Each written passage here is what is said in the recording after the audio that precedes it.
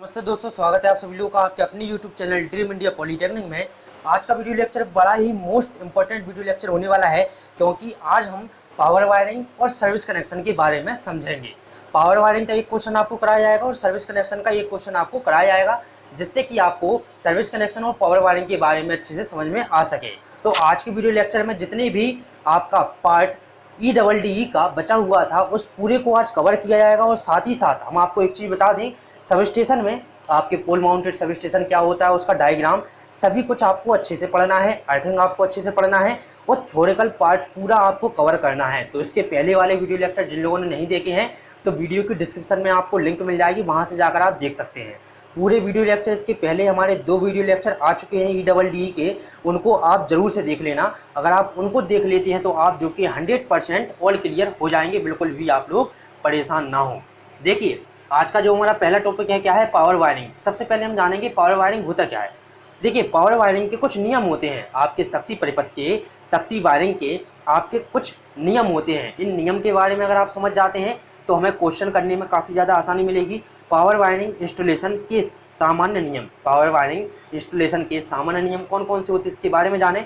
पहला होता है, प्रत्येक मोटर के लिए अलग अलग परिपथ सर्किट का यूज किया जाता है। मतलब क्या है, हमने जो इंटरनल वायरिंग पढ़ी थी उसमें हम एक सर्किट जो कि बना था कितना 10 पॉइंट को मिलाकर, लेकिन पावर वायरिंग में अलग अलग मोटर को अलग अलग स्थापित करने के लिए अलग अलग सर्किट की आवश्यकता होती है, अलग अलग परिपथ की आवश्यकता होती है। अब बात करते हैं switch board, distribution board, switch, distribution board, starter धातु आवरण युक्त होना चाहिए। मतलब कि जो आपका स्विच है, डिस्ट्रीब्यूशन बोर्ड है, इन सभी पर क्या होना चाहिए, धातु आवरण। मतलब कि आपकी लोहे की एक पट्टी, या हम कहें कि आपके लोहे के एक बक्से में, एक बॉक्स में इनको क्या होना चाहिए, बंद होना चाहिए। तीसरा है, वाहक नली के अंदर केबल, वाहक नली के अंदर केबल में जोड़ नहीं लगा होना चाहिए। वाहक नली जो आपकी है इसके अंदर केबल में जोड़ नहीं होना चाहिए। मोटर के लिए कम से कम 2 भू संपर्क होना चाहिए, 2 भू संपर्क होना चाहिए। मोटर स्विच व स्टार्टर मोटर के पास लगे होना चाहिए। आपका जो मोटर स्विच है और स्टार्टर है ये कहाँ पे होना चाहिए, मोटर के पास में होना चाहिए। एक क्वेश्चन कराएंगे, सारी चीज़ें ऑल क्लियर आपको हो जाएगी, ठीक, बिल्कुल भी आप टेंशन ना लें।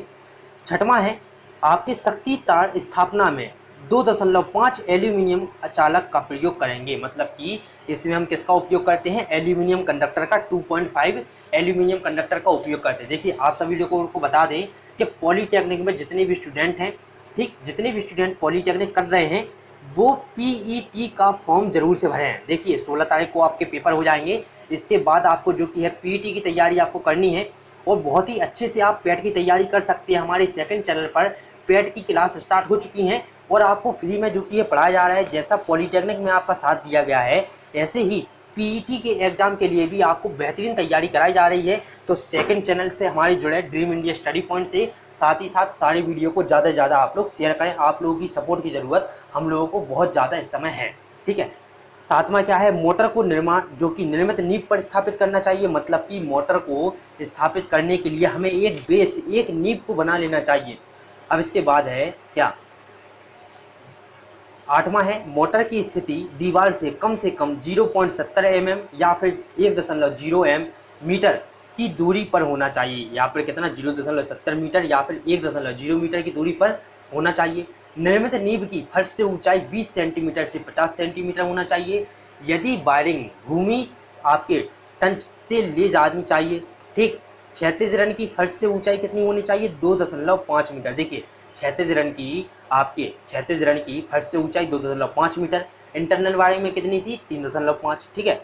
मोटर स्विच से स्टार्टर तक आपके फ्लेक्सिबल नली 0.5 मीटर लगाई जानी चाहिए, ठीक। मतलब कि फ्लेक्सिबल मतलब कि एक ऐसी वाहक नली जो कहीं पर भी मुड़ जाए, उसको हम कहाँ पर लगाते हैं, मोटर स्विच से स्टार्टर में, ठीक। स्टार्टर, मुख्य स्विच बोर्ड, वितरण बोर्ड व मोटर स्विच की फर्श से ऊंचाई 1.5 मीटर रखी जानी चाहिए। अब इसके बाद हम अपने मेन क्वेश्चन की ओर बढ़ते हैं। जो आपका क्वेश्चन आएगा, जिस तरह से आपके क्वेश्चन आएंगे एग्जाम में, देखिए इस तरह से आपको क्वेश्चन दिया जाएगा कि एक कार्यकारिणी जिसमें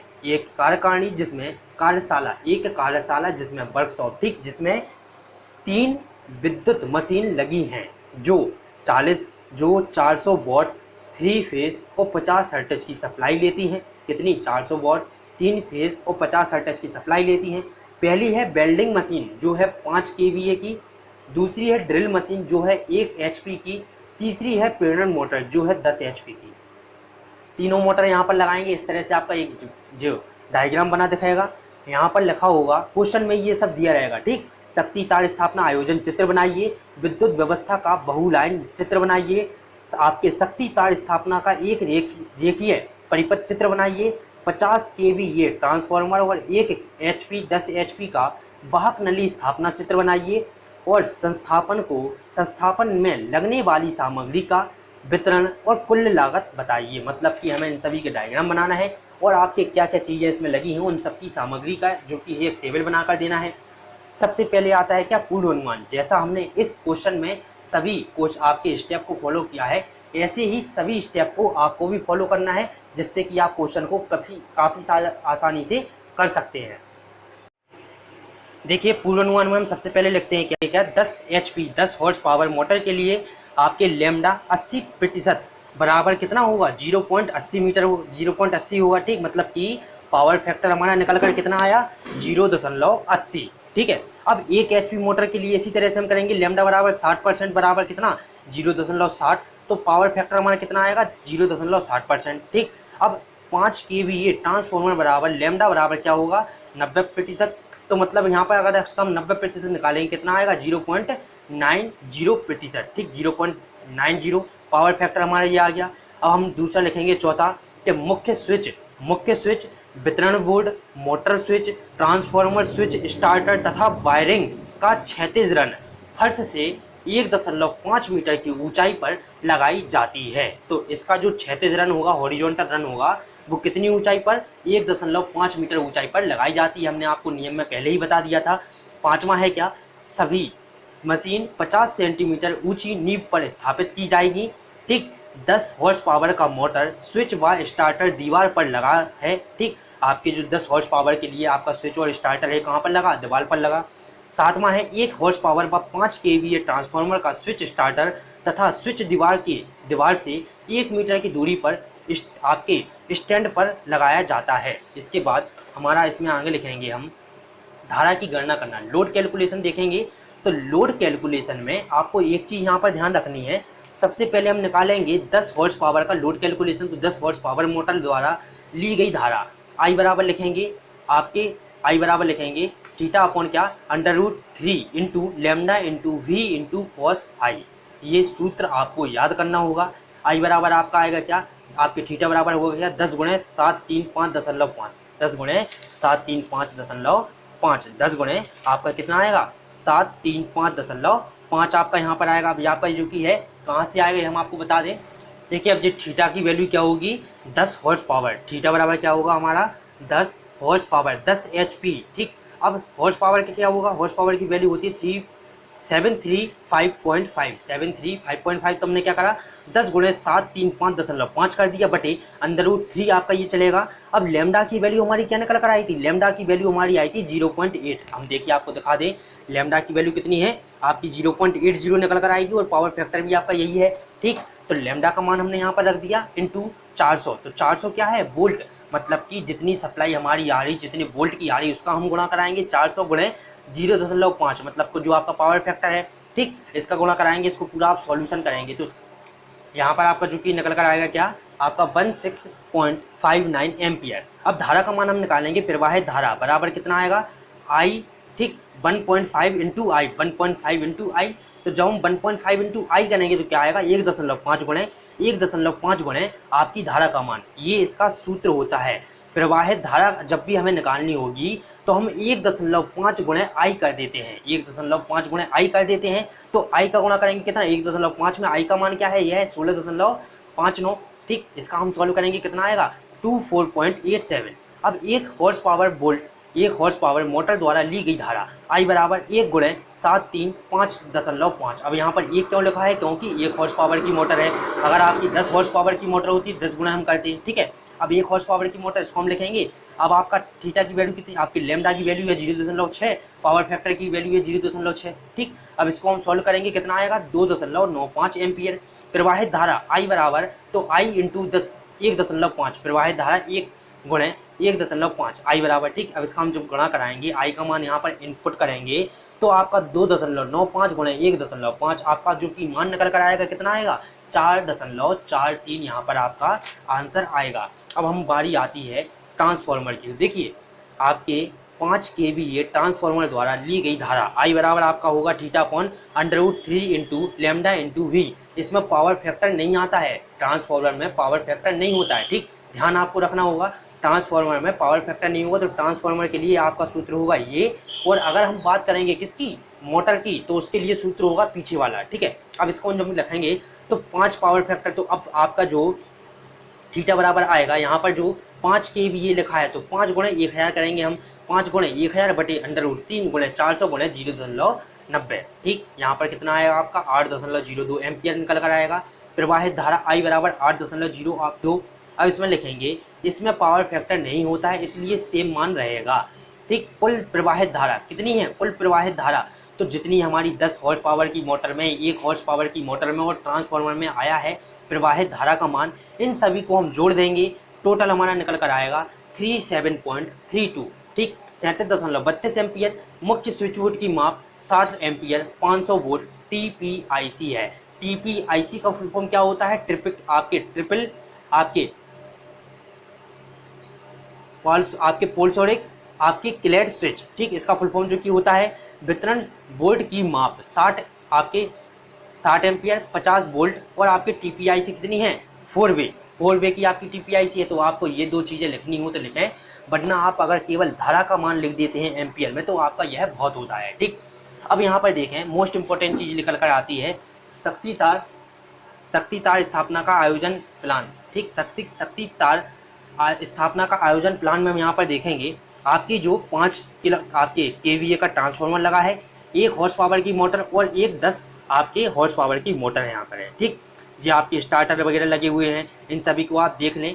सेम चित्र आपको यहाँ पर बनाना है। अब यहाँ पर हमने क्या करा, आपकी जो टोटल दूरी दी गई थी तो 3 मीटर आपका चित्र में बना है, ठीक। तो 3 मीटर पर आपका क्या है 10 हॉर्स पावर की मोटर है, एक हॉर्स पावर की मोटर और 5 kVA का ट्रांसफार्मर। इस तरह से आप इसका डायग्राम बना देंगे। सिंगल लाइन डायग्राम की अगर हम बात करें यहाँ पर, तो हमने आपको बताया था कि हर मशीन के लिए अलग अलग सर्किट निकलते हैं, हर एक मशीन के लिए अलग अलग सर्किट निकलते हैं। तो देखिए आपके 5 किलोवाट आपके 5 kVA ट्रांसफार्मर के लिए हमारे 3 तार निकलेंगे, एक सर्किट, ठीक है। एक सर्किट निकलेगा हॉर्स पावर के लिए, 1 हॉर्स पावर वाली मोटर के लिए, और एक सर्किट निकलेगा आपके 10 हॉर्स पावर वाली मोटर के लिए। तो यहाँ से टोटल हमारे 9 तार निकलेंगे। एक सर्किट में 3 तार होते हैं, ठीक। तो 3 सर्किट में कितने तार होंगे 9 तार होंगे। तो 9 तार हमारे यहाँ से निकलेंगे। एक हमने दे दिया 10 एम्पियर वाली सर्किट को, ठीक। एक सर्किट तो मतलब 3 तार और 6 तार आपके यहाँ गए। इसके बाद एक सर्किट आपका आएगा यहाँ पर 1 हॉर्स पावर की मोटर में, मतलब कि 3 तार यहाँ पर और 3 तार यहाँ पर। इन दोनों के बीच की दूरी डिस्ट्रीब्यूशन बोर्ड से आपके यहाँ तक की बीच की दूरी कितनी है 6 मीटर है, और यहाँ से यहाँ तक की दूरी है कितनी 3 मीटर है। यहाँ से आपका जो हॉरिजॉन्टल रन है, इससे आपके जो मुख्य स्विच लगा है 1 मीटर की दूरी पर लगा है, और 5 kVA का ट्रांसफार्मर 0.5 मीटर की दूरी पर यहाँ पर लगा है। टोटल इस तरह से देखिए यहाँ पर बनाना है। ये आपका स्टार डेल्टा स्टार्टर लगा है, ठीक। ये DUL स्टार्टर लगा है।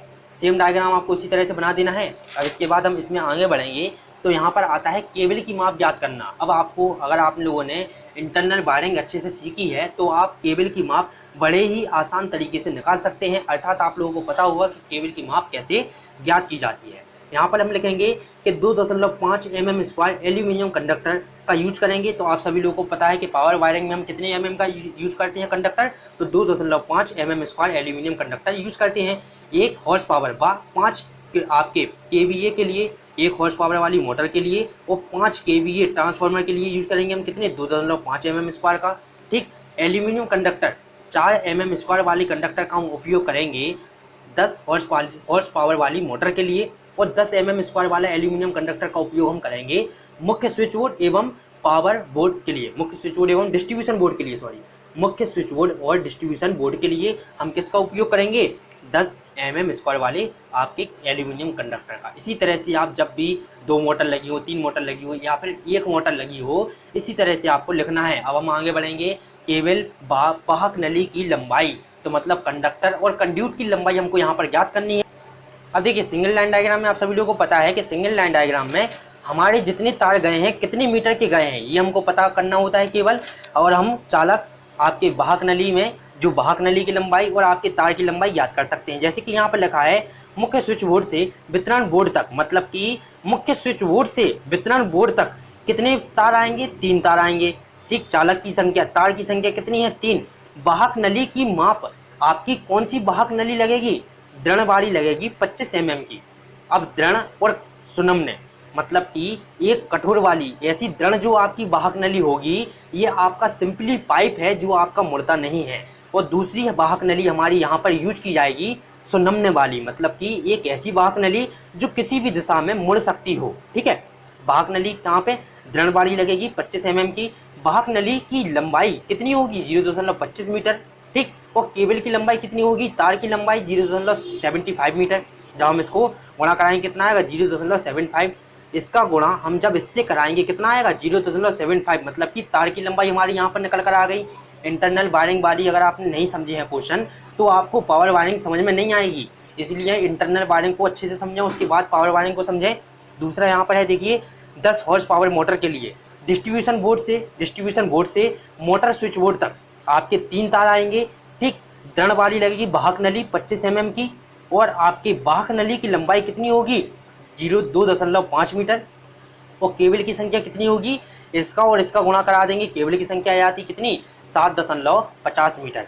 मोटर स्विच से स्टार्टर तक 3 तार आएंगे।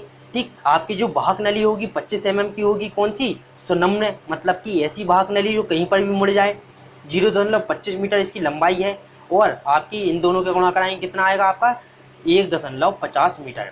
स्टार्टर से मोटर टर्मिनल तक 6 आपके तार जाएंगे, और बी में भी 6 तार जाएंगे। एक आपकी वाहक नली लगेगी मुड़ने वाली, और एक आपकी दृढ़ वाली, मतलब कि कठोर वाली। 32 mm की दोनों है। ये आपकी होगी कितनी? वाहक नली की लंबाई कितनी होगी इसकी? 2.50, इसकी होगी 1.20 मीटर।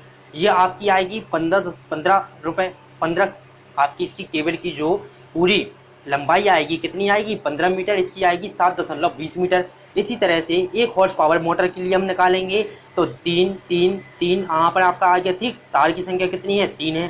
ठीक, अब आपकी दृढ़ वाली, सुनम्न वाली और दृढ़ वाली, सुनम्न वाली यहाँ पर लिखेंगे कितनी मीटर है। ठीक, और कितना तार आपका लगेगा, इसी तरह से हम लिख लेंगे। अगर आप चाहें तो आप इसका स्क्रीनशॉट ले सकते हैं, पूरे का स्क्रीनशॉट ले लें और इसको बहुत ही अच्छी तरह से आप लोग समझ लें। इस तरह से हमने क्या करा? आपके कंडक्टर और कंड्यूट की लंबाई याद करा। अब देखिए हमारी दोनों मोटर हो गई, और वहाँ बचा क्या? ट्रांसफार्मर बचा। ट्रांसफार्मर 5 kVA ट्रांसफार्मर के लिए वितरण बोर्ड से ट्रांसफार्मर स्विच तक 3 तार आएंगे। ठीक, दृढ़ वाहक नली होगी कितनी? 19 mm की। इसकी लंबाई कितनी होगी? 13.50 मीटर। इन दोनों को गुणा कराएंगे, तार की लंबाई आएगी 40.5 मीटर। ट्रांसफार्मर स्विच से ट्रांसफार्मर तक 3 तार होंगे। ठीक, यहाँ पर वाहक नली जो होगी सुनम्न और एक दृढ़। ठीक, 1.50 1.20, इन दोनों का गुणा कराएंगे कितना आएगा? तार की लंबाई 4.50 और 3.60 मीटर। अब केबल की माप, अगर हम टोटल केबल की माप कर दें तो 10 mm स्क्वायर वाला तार कहाँ पर गया है? अब हमें यहाँ पर देखना होगा क्या 10 mm वाला स्क्वायर हम कहाँ पर यूज करते हैं? मोटर स्विच एवं डिस्ट्रीब्यूशन बोर्ड के लिए हम किसका यूज करेंगे? 10 mm स्क्वायर का। तो 10 mm स्क्वायर वाला आपका तार लगा कितना? 0.75 मीटर। 4 mm स्क्वायर वाला तार हम कहाँ पर यूज करते हैं? तो 4 mm स्क्वायर एल्यूमिनियम कंडक्टर हम यूज करते हैं केवल 10 हॉर्स पावर की मोटर के लिए। तो 10 हॉर्स पावर वाली मोटर में हमें देखना होगा 7.5 प्लस 1.5 प्लस 15.00 प्लस 7.20 बराबर कितना? 31.20। इसी तरह से 2.5 mm स्क्वायर वाला हम कहाँ पर यूज करेंगे? तो 2.5 mm स्क्वायर एल्यूमिनियम कंडक्टर हम 1 हॉर्स पावर की मोटर में और 5 kVA की मोटर में हम उपयोग करेंगे। देखिए यहाँ पर जो आपकी यहाँ पर लिखी हुई है क्या? 1 हॉर्स पावर वाली मोटर, तो यहाँ पर लिखी हुई आपकी। ठीक, इसी तरह से हम इन सभी को जोड़ देंगे। ठीक, 31.5। देखिए यहाँ पर हमने किस चीज़ को जोड़ा है? 31.50, 1.50, 4.50, 3.60, इन सबको जोड़ो कितना आया? यहाँ में जोड़ लिया। टोटल हमारा आपके ट्रांसफार्मर और 1 हॉर्स पावर वाली मोटर, इन सबको जोड़ा निकल कर आया 9 3.6 मीटर, 9 3.6 मीटर यहाँ पर जो कि टोटल निकल कर आया। इसके बाद वाहक नली की लंबाई बात करें, अगर बात करें हम कि वाहक नली की लंबाई तो 32 mm दृढ़ वाली कितनी 2.5 मीटर, आपके 32 mm सुगम आपकी कितनी लगेगी 1.2 मीटर। तो यहाँ पर जो बात की गई है आपके देखिए 25 mm 32 mm 32 mm 25 mm 19 mm, तो कितने कितने मीटर के लगे हैं ये हमें केवल यहाँ पर लिखना है। समझ सकते हैं 32 mm कितना लगा आपके 32 mm सुनम कितना लगा, 25 mm दृढ़ कितना है, 25 mm सुनम कितना है, आपके 19 mm दृढ़ कितना है और आपके 19 mm सुनम कितना है। सुनम का मतलब होता है फ्लेक्सिबल, इंग्लिश में हम इसको कहते हैं फ्लेक्सिबल। ठीक, यहाँ पर टोटल के इसको कर लेंगे। बहुत ही सिंपल क्वेश्चन है, अगर आप एक बार समझ जाते हैं तो आप बहुत ही आसान तरीके से इसको कर सकते हैं। अब यहाँ पर लिखेंगे वितरण व्यवस्था, डिस्ट्रीब्यूशन सिस्टम। वितरण व्यवस्था क्या है, हमने 2 मोटर, एक 5 आपके केवीए का ट्रांसफार्मर, देखिए एक आपकी 1 हॉर्स पावर की मोटर यहाँ है, एक 10 हॉर्स पावर की मोटर यहाँ है, इसको माना सर्किट नंबर 1, इसको माना सर्किट नंबर 2, इसको माना सर्किट नंबर 3। ठीक, 3 तार आपके आए बस बार की सहायता से R by B, red yellow blue, 3 तार यहाँ पर गए, इन तीनों से कनेक्शन कर दिए। सिंपल सा है, अगर आप देखें B को B से जोड़ा, Y को Y से जोड़ा, R को R से जोड़ा, B को B से, Y को Y से, R को R से, B को B से, Y को Y को, R को R से। सिंपल सा है, इन्हीं तीनों तार को आगे हमने बढ़ाया। ठीक, यहाँ पर जो आपकी मेन सप्लाई आई है उससे हमने जोड़ दिया। सिंपल सा है। ठीक, कोई भी इसमें कठिनाई आपको नहीं होना चाहिए वितरण व्यवस्था में। अब इसके बाद आगे आपका एक और चित्र बनेगा, एक और डायग्राम में हम क्या देखेंगे, आपके जो वितरण व्यवस्था हमने मोटर की किस तरह से की है यहाँ पर देखेंगे हम उसको। देखिए यहाँ पर हमारा मेन स्विच है, ये डिस्ट्रीब्यूशन बोर्ड है, सर्किट नंबर 1, सर्किट नंबर 2 और सर्किट नंबर 3 यहाँ पर निकला है। ठीक है, अब डिस्ट्रीब्यूशन बोर्ड से मेन स्विच की दूरी कितनी है 2.5 मीटर। मेन स्विच से आपके जो की है यार्ड की दीवार की मतलब कि स्टार्टर की दूरी कितनी है 0.5 मीटर। मेन स्विच है, जे स्टार डेल्टा स्टार्टर है, स्टार डेल्टा स्टार्टर, जी आपका सिंबल बना है स्टार डेल्टा स्टार्टर, दीवार पर लगे हैं जी। ठीक है, इनसे नीचे फर्श तक की दूरी कितनी है 2.5 मीटर है। यहाँ से इस तक की मोटर तक की दूरी कितनी है 1.2 मीटर है। बहुत ही आसान है, बहुत ही इजी है। और अगर हम बात करें जो आपका मोटर जिस बेस पर रखी है इसकी दूरी कितनी है 0.5 मीटर, कितनी है 0.5 मीटर। तो ये आपका है क्या 10 हॉर्स पावर का वाहक नली वायरिंग सिस्टम है ये। ठीक, इसी तरह से आप एक हॉर्स पावर वाली मोटर का भी बना सकते हैं अगर आप बनाना चाहें तो। अब हम आते हैं सामग्री पर, कौन कौन सी सामग्री हमारी इसमें लगेगी इसके बारे में हम जान लेते हैं। इसके बाद हम इसको टोटल कर देंगे और आंसर हमारा फाइनल यहाँ पर निकल करके आ जाएगा क्रमशः। ठीक, अब क्रमांक यहाँ पर सामग्री का नाम, धातु का बोर्ड 45 सेंटीमीटर गुणे 60 सेंटीमीटर गुणे 10.5 सेंटीमीटर ताला व्यवस्था सहित, मतलब कि आपको इसके एक स्विच बोर्ड के अंदर लगाया जाएगा और ताले की व्यवस्था सही से की जाएगी। ठीक है, कितना लगेगा, एक लगेगा, एक आएगा 450 का, तो आपके टोटल कितने आएंगे 450 का ही आएगा टोटल मूल्य। ठीक, वितरण व्यवस्था डिस्ट्रीब्यूशन बोर्ड एक आएगा 650 का, तो आपके टोटल मूल्य कितना आएगा 650। आपके एंगल आयरन धातु बोर्ड आपके 2 यहाँ पर लगे हैं, एक लगा है 25 सेंटीमीटर गुणे 30 सेंटीमीटर का, एक लगा है 30 सेंटीमीटर गुणे 45 सेंटीमीटर का। जो 25 सेंटीमीटर गुणे 30 सेंटीमीटर का है वो आपका एक लगा है, दर कितना है, एक आएगा आपका 120 रुपये का, तो टोटल कितना होगा 120। 2 आएंगे आपके ये कितने 100, एक आएगा 165 का, 2 यहाँ पर लगे हैं तो टोटल करेंगे गुणा कराएंगे 312 यहाँ पर आएगा। TPIC स्विच बोर्ड 15 एम्पियर, 5 आपके 500 वोल्ट ग्रेड। ठीक, 50 एम्पियर आपके 50 एम्पियर। ठीक, 500 ग्रेड 500 वोल्ट ग्रेड और 600 आपके 6 एम्पियर 500 वोल्ट ग्रेड। यहाँ पर 2 लगे हैं, एक लगा है, एक आता 300 का, एक आता 400 का, एक आता 450 का। इनका गुणा कराएंगे टोटल कराएंगे आंसर लिखेंगे। इसी तरह से धातु आवरण वितरण की बात करें, एक लगा 700 का आता तो टोटल कितने के आएंगे 700 के। स्टैंड की बात करें तो 2 हैं, एक स्टैंड आता 500 का, 2 कितने के आएंगे 1000 के। PVC विद्युत रोधक एल्यूमिनियम चालक एंड एक क्रोड cable 10 mm square, 4 mm square, 2.5 mm square. जो टोटल लिखा था उसको हम यहाँ पर लिख देंगे। 1 मीटर आता कितना 15 रुपये का, तो टोटल कितना आएगा 12.45 रुपये की। ठीक है, इसी तरह से हम इसको टोटल कर लेंगे, 10% इसमें एक्स्ट्रा कर देंगे। 10% एक्स्ट्रा करने के बाद हम इसमें आगे बढ़ते हैं और बात करते हैं धातु वाहक नली की। धातु वाहक नली जो आपकी है 32 mm दृढ़ 32 mm सुगम फ्लेक्सिबल, 32 आपके 25 mm दृढ़ है और 25 mm आपके फ्लेक्सिबल है, 19 mm दृढ़ 19 mm फ्लेक्सिबल है। अब कितने कितने मीटर की है, एक आती है कितने मीटर की और टोटल कितने की आएगी, 10% एक्स्ट्रा हम इसमें कर देंगे। दृढ़ वाहक नली सर्किट कपलर सॉरी, ठीक। तो इसमें देखिए जो कि एक आपका आता है 32 mm, एक आता 25 mm, एक आता 19 mm का, तो ठीक। अब इसमें जो 5 लगे हैं, एक आता 3 रुपये का तो 5 कितने आएंगे 15 रुपये के, एक आता 2 रुपये का तो 3 कितने के आएंगे 60 के, ये आता है 2 रुपये का तो 10 कितने के आएंगे 20 रुपये के। निप्पल यहाँ पर आपकी जो लगी हुई है तो 19 mm, 25 mm और 32 mm, ठीक। यहाँ पर एक आते हैं कितने 9, 1 रुपये, एक आती है आपकी 1 रुपये की, 9 कितने की आएगी 9। इसी तरह से हम यहाँ पर टोटल कर देंगे। वाहक नली शटल की बात करते हैं तो वाहक नली शटल आपके 19 mm वाले हैं कितने 95, 32 दर्जन। इस तरह से इसको टोटल करके लिखेंगे। इसके बाद हमारे आगे बढ़ते हैं और आपका आता है क्या, आपके सागुन, आपकी गुल्ली, आपके सागवाल गुल्ली, तो गुल्ली जो आपकी आती है, ठीक, आपके 125 नंबर आपकी गुल्ली आएगी, ठीक, जो आएगी आपकी 2.50 प्रति दर्जन। टोटल करेंगे इतना आएगा तो 312। नट बोल्ट, ठीक, 24 नंबर के आएंगे 2 प्रति दर्जन, ठीक है, कितने के आएंगे 48 रुपये के।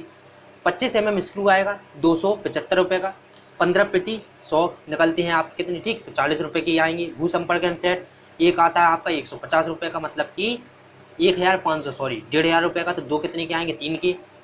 15 mm GI पाइप टोटल कितने हैं 15 आपके 16 मीटर, ठीक है, और यहाँ पर 16 मीटर है आपके 30 रुपये मीटर आता है, तो यहाँ पर कितना होगा 480 मीटर।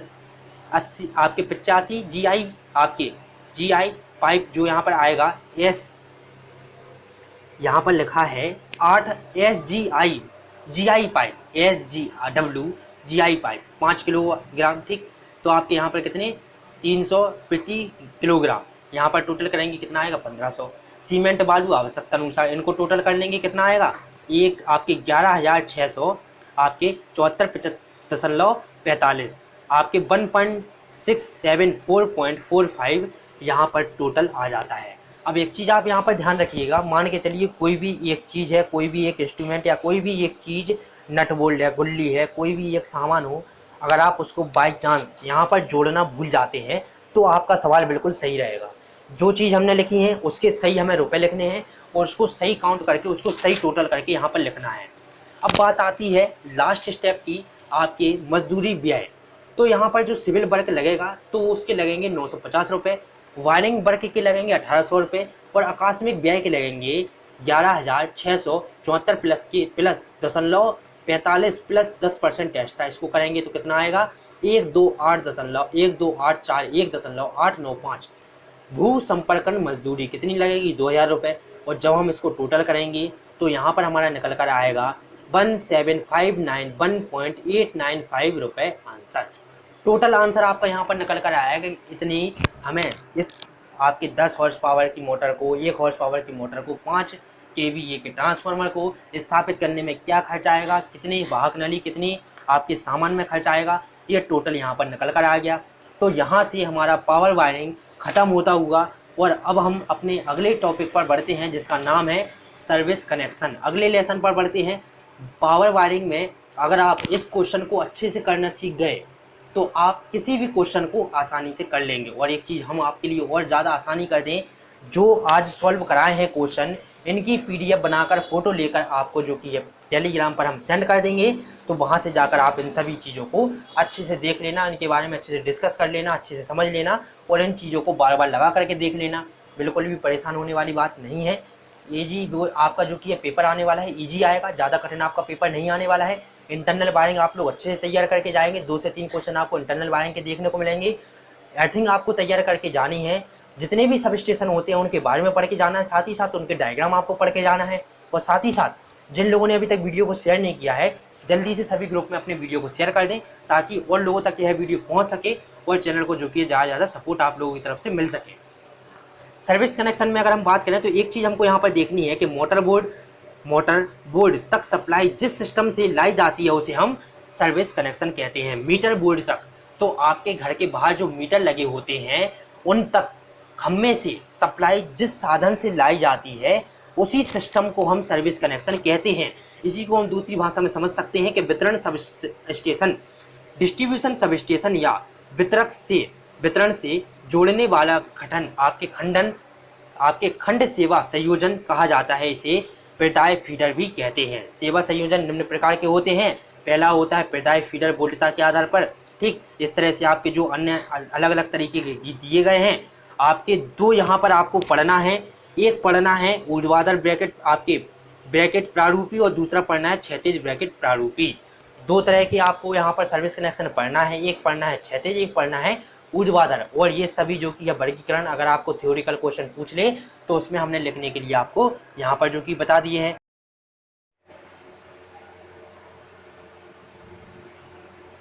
तो देखिए यहाँ पर जो कि है सर्विस कनेक्शन का एक क्वेश्चन आप लोग समझ लें, जिससे कि आपको आगे और चीज़ें समझने में काफ़ी ज़्यादा आसानी मिलेगी।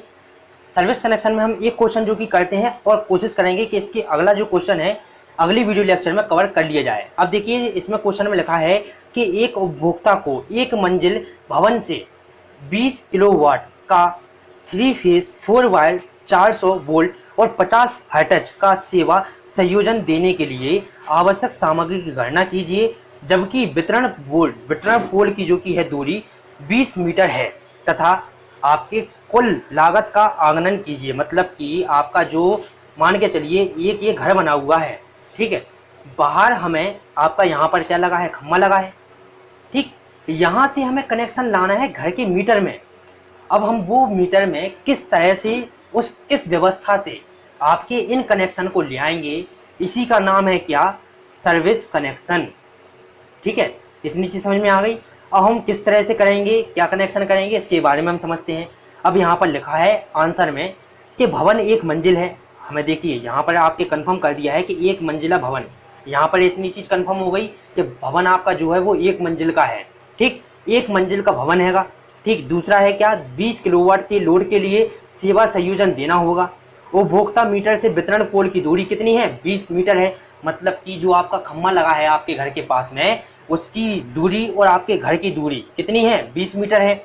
इस संयोजन में लगने वाली सामग्री को लिखी जानी है।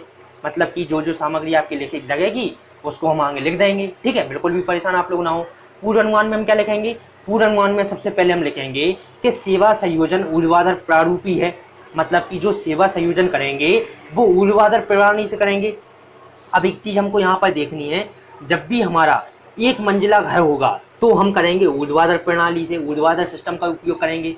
ठीक, और जब भी हमारा घर 2 मंजिल होगा तो हम किसका करेंगे, आपके क्षैतिज ऊर्ध्वाधर क्षैतिज का। ठीक, अब एक मंजिल के लिए ऊर्ध्वाधर का उपयोग करेंगे। सेवा संयोजन सिरोपणी AAC आपके कंडक्टर से करेंगे। मीटर बोर्ड तक डिस्ट्रीब्यूशन बोर्ड वितरण बोर्ड से आपके ऋतुसह PVC केबल लाइन से आपके जाएंगे। ऋतुसह PVC केबल लाइन से जाएगी। अब ऋतुसह PVC केबल क्या होता है आप लोग कहेंगे, तो आपके मीटर बोर्ड से आपके जो खम्भे तक काले कलर का तार जाता है, जिसके ऊपर एक मजबूत इंसुलेटर लगा होता है। अर्थात हम कह सकते हैं कि एक ऐसी PVC केबल जिस पर मौसम का कोई भी प्रभाव नहीं पड़ता है, उसको हम ऋतुसह PVC केबल कहते हैं। आवश्यक MS एंगल केबल की ऊंचाई 3 मीटर है। MS एंगल 3 से 4 मीटर तक यूज कर सकते हैं। जो आपका MS एंगल होगा, अब आपको आगे चित्र में देखने को मिलेगा। MS एंगल होता क्या है, इसकी जो ऊंचाई होती है 3 से 4 मीटर होती है। ठीक है, MS एंगल आपकी जो एंगल लगी होगी, यहाँ पर जो एंगल लगी होगी आपकी घर से चिपक के, उसकी दूरी, उसकी ऊंचाई कितनी होगी उसके बारे में लिखा है नोट। ठीक, अब केबल के दोनों साइड 2-2 mm 2-2 मीटर कनेक्शन के लिए छोड़ना पड़ेगा। परिपथ की शक्ति गुणांक 0.9 मीटर है। भू संपर्कन 8 SWG GI वायर उपयोग में जो कि है लाएंगे। इसके बाद आगे हम इसमें देखेंगे, आगे इसमें लिखेंगे लोड कैलकुलेशन। हमने पूर्वानुमान देख लिया। अगला हमारा जो स्टेप क्या है, लोड कैलकुलेशन। लोड कैलकुलेशन हमारा नेक्स्ट स्टेप है। इसमें हम क्या करेंगे, I बराबर P/√3 into V into cos five.